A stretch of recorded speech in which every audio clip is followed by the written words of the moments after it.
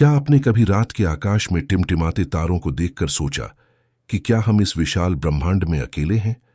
या फिर क्या प्राचीन भारत के लोग उन रहस्यमयी प्राणियों से परिचित थे जिन्हें आज हम एलियंस कहते हैं? रामायण, महाभारत और वेदों में ऐसी कहानियां और संकेत छिपे हैं जो सुझाव देते हैं कि प्राचीन भारत का ब्रह्मांडीय प्राणियों से गहरा संबंध था। क्या प्राचीन भारत की सभ्यता केवल पृथ्वी तक सीमित थी या इसका संपर्क अंतरिक्ष की गहराइयों तक फैला हुआ था? क्या पुरातात्विक खोजें जैसे द्वारका के अवशेष और मंदिरों की रहस्यमयी संरचनाएं एलियन उपस्थिति का प्रमाण है? और आज जब आईएसआरओ अंतरिक्ष में भारत का परचम लहरा रहा है, क्या हम उन प्राचीन रहस्यों को फिर से खोज रहे हैं? आज हम एलियंस और भारत के इस गहन रहस्य को खोलेंगे, जहां प्राचीन ग्रंथों का ज्ञान और आधुनिक विज्ञान एक दूसरे से मिलते हैं। वैदिक ग्रंथों में बार बार आकाश से उतरने वाले प्राणियों का उल्लेख मिलता है। ऋग्वेद में देवता आकाशयानों में पृथ्वी पर आते थे और उनके पास ऐसी शक्तियां थीं जो मानव समझ से परे थीं। क्या ये देवता वास्तव में उन्नत बुद्धिमत्ता वाले प्राणी थे? रामायण में रावण के युद्ध रथों का वर्णन है, जो आकाश में उड़ते थे और असाधारण गति से गंतव्य तक पहुंचते थे। महाभारत में संजय को मिली दिव्य दृष्टि की शक्ति, जिससे वे कुरुक्षेत्र युद्ध को दूर से देख सकते थे, क्या किसी उन्नत तकनीक का परिणाम थी? प्राचीन भारत के लोग आकाश को केवल तारों का समूह नहीं, बल्कि एक जीवंत ब्रह्मांडीय क्षेत्र मानते थे, जहां विभिन्न लोकों के प्राणी निवास करते थे। क्या ये लोक वास्तव में अन्य ग्रह या आयाम थे?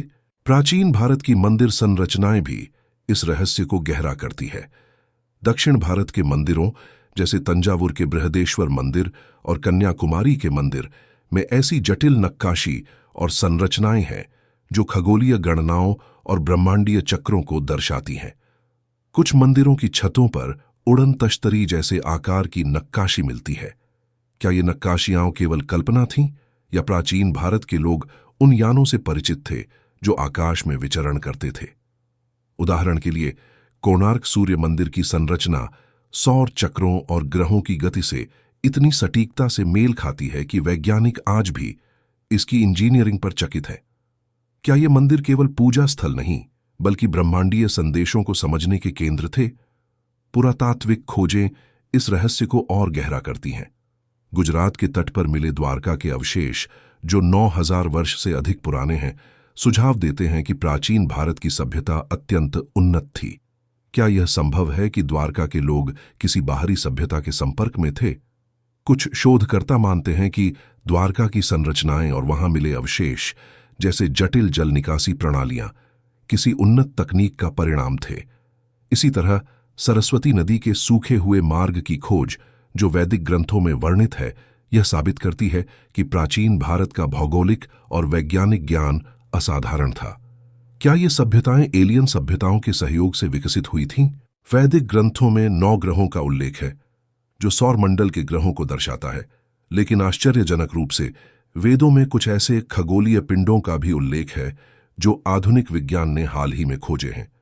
उदाहरण के लिए ऋग्वेद में सप्त आयशी तारा मंडल बिग डिपर का वर्णन है, जो आधुनिक खगोल विज्ञान से मेल खाता है। क्या प्राचीन भारत के लोग किसी ऐसी तकनीक से लैस थे जो उन्हें दूर के ग्रहों और तारों की जानकारी देती थी? कुछ शोधकर्ता मानते हैं कि वैदिक खगोल विज्ञान केवल अवलोकन पर आधारित नहीं था, बल्कि इसमें बाहरी सभ्यताओं से प्राप्त ज्ञान भी शामिल था। आधुनिक युग में भारत का अंतरिक्ष अनुसंधान संगठन आईएसआरओ अंतरिक्ष में नए आयाम स्थापित कर रहा है। चंद्रयान और मंगलयान जैसे मिशनों ने भारत को वैश्विक अंतरिक्ष अनुसंधान में अग्रणी बनाया है। लेकिन क्या आईएसआरओ की खोजें प्राचीन भारत के रहस्यों से जुड़ी हैं?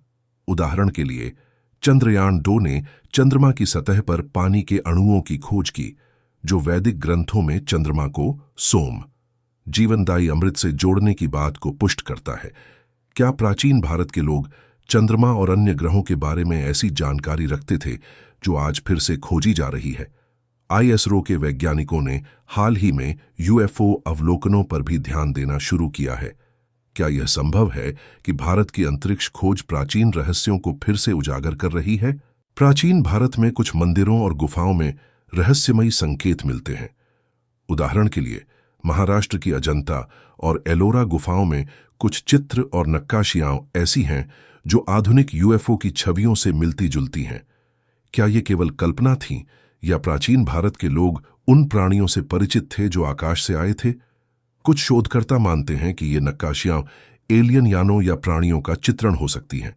इसी तरह कर्नाटक के हम्पी में मिले कुछ पत्थरों पर खगोलीय नक्शे उत्कीर्ण हैं जो सौरमंडल से परे के तारों को दर्शाते हैं।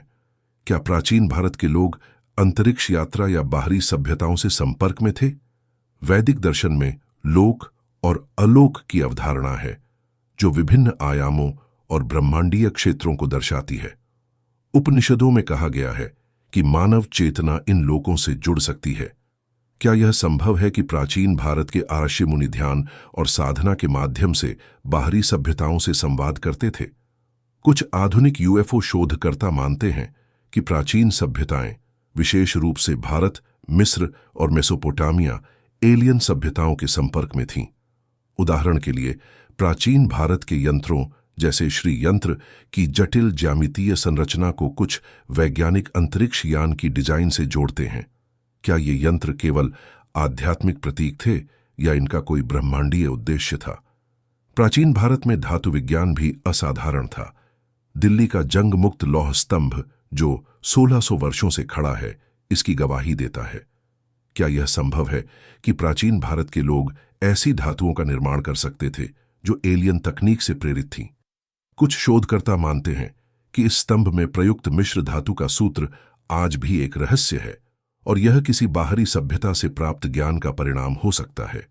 इसी तरह प्राचीन भारत के कुछ हथियार जैसे महाभारत में वर्णित नारायणास्त्र ऐसी शक्ति दर्शाते हैं जो परमाणु ऊर्जा से मिलती जुलती है। क्या ये हथियार एलियन तकनीक का हिस्सा थे? आधुनिक युग में यूएफओ दर्शन भारत में भी दर्ज किए गए हैं। 2013 में लद्दाख के हिमालयी क्षेत्र में भारतीय सेना और आईएसआरओ के वैज्ञानिकों ने अज्ञात उड़न वस्तुओं की गतिविधियां देखीं।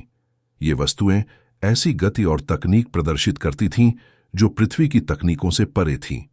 क्या ये दर्शन प्राचीन भारत के ग्रंथों में वर्णित आकाशयानों से संबंधित है?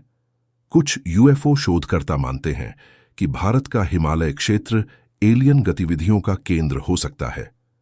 प्राचीन ग्रंथों में हिमालय को देवभूमि कहा गया है, जहां देवता निवास करते थे।